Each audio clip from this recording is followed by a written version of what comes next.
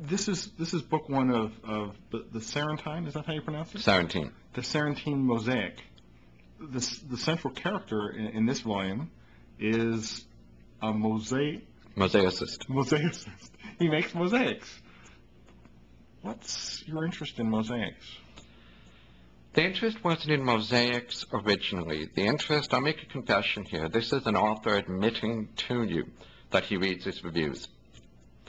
Over the years, probably the single most commonly used adjective for my fiction, going back 15 years now, has been Byzantine.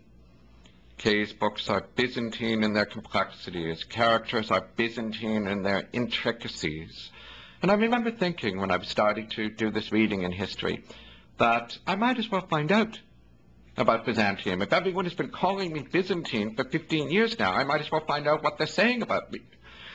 And I knew very little about it beyond these most broadly etched general images of a decadent, dangerous, sensuous, religious society. And one of the major present-day remnants of Byzantine culture and society are its mosaics. One of the things mosaic art represented was an attempt at the permanent.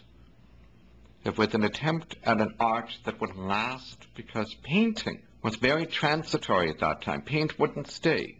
It was hard to keep it. Mosaic was seen as striving towards something that would endure. And for me, that became bound up in the whole notion of artists and artisans trying to create something that will last, emperors and generals trying to leave a name after them that will last, and in a significant way, Sailing to Sarantium and the sequel that I'm writing now are about human beings' attempts at leaving a name behind them, at leaving a legacy. And that's very much what the book is about, and that's very much what mosaic art was about. This book is about a journey. Sailing to Sarantium involves a physical journey of a mosaic artisan, a mosaicist, from a small city in the fallen, ruined West, who is invited by the Emperor of Sarantium, which is my equivalent of Byzantium, to journey all the way to the east to participate in the building of the most sumptuous, elaborate religious sanctuary ever made. It's based on history, that aspect of things. And the protagonist, Crispin, his name is, sets out from the walls of his hometown, journeying through extraordinarily bleak, barbaric wilderness, from walls into open space and wilderness, to end up at the triple walls of Sarantium.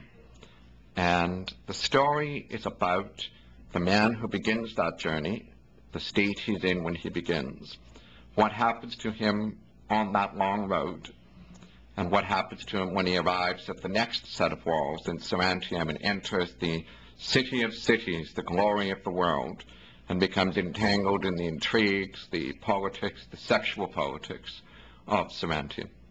The Empress, is she the kind of character who's really in danger of just running away with your book?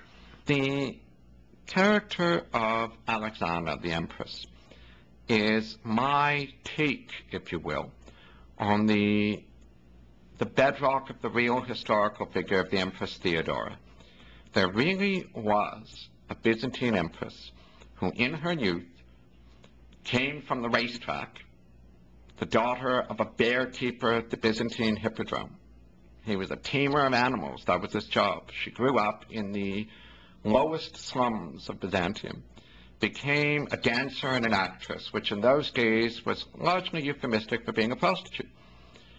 Caught the eye of the emperor's nephew, didn't just become his mistress, became his wife. They changed the laws to allow him to marry her because there was a law that an aristocrat could not marry a dancer or an actress. They changed the law.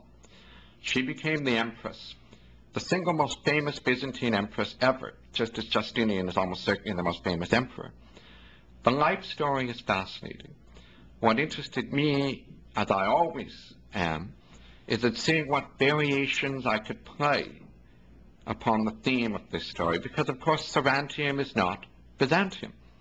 I'm not telling the exact story of 6th century Byzantium. I'm interested in something else. I'm interested in certain ideas, themes, we've discussed some of them here, that emerge for me from reading in that period and seeing what I can do with characters that evoke the real ones, but are not the same.